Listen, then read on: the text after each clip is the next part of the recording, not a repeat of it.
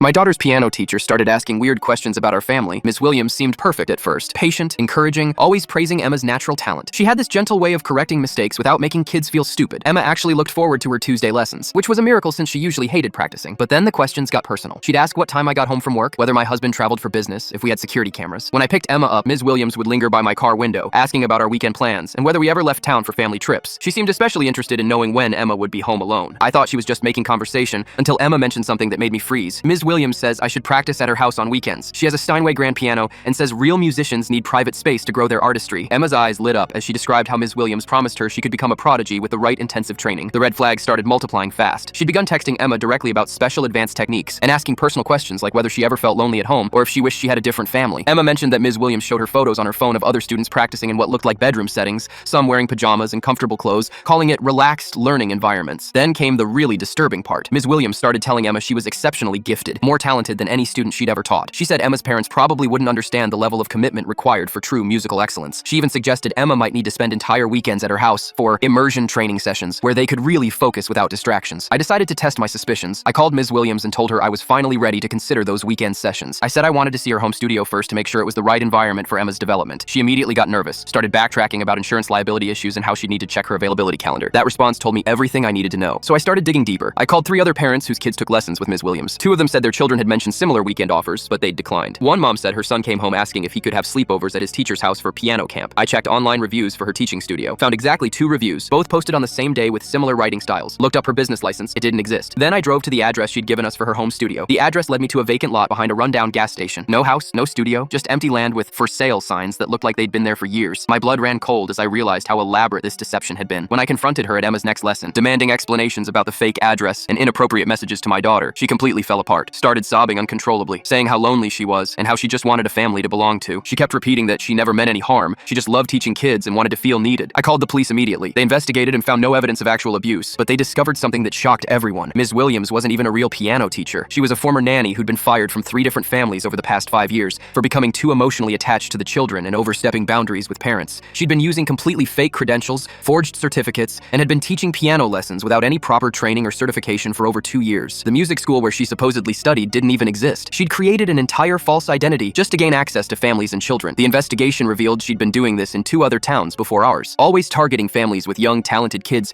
always pushing for private home sessions, always getting too involved in family dynamics. She'd leave each town when parents started asking too many questions. Emma was shaken, but okay. We found her a properly licensed instructor who actually has credentials, references, and teaches at a real music school with proper oversight. But I still get chills thinking about how close we came to letting our daughter spend weekends alone with someone we knew absolutely nothing about.